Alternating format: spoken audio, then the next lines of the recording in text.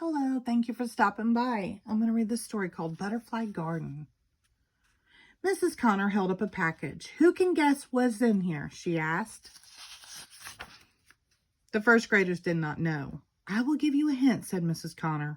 It is something that changes from one thing to another. Is it a monster? Asked Egan. Is it a superhero? Asked Michael. It is not a monster or superhero, said Mrs. Connor. She opened the package carefully. Inside, there were 5 tiny bugs. Caterpillars, yelled the first graders. We are going to learn about butterflies, said Mrs. Connor. Then why are we looking at caterpillars? Asked Emma. Caterpillars turn into butterflies, said Hannah.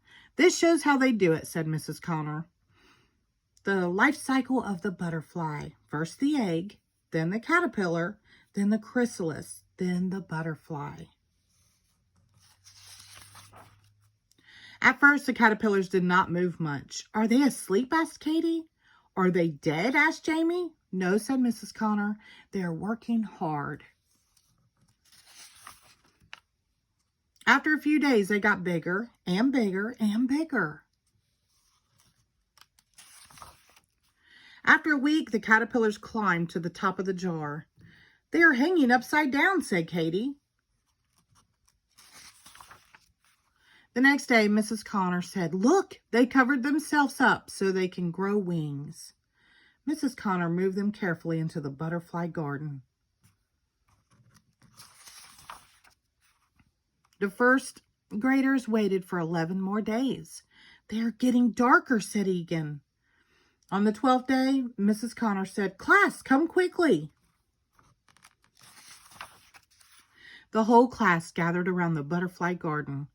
Look, said Nick. Something is coming out, said Naya. It is a butterfly, said Egan. The butterflies carefully opened up their wings. Why are they so small? Asked Emma. They will get bigger very soon, said Mrs. Connor. When the class came back from recess, there were 3 butterflies in the garden. All their wings were big and beautiful. When they were all big enough, the class let them go. That was even better than a superhero, said Michael. The end. Thank you.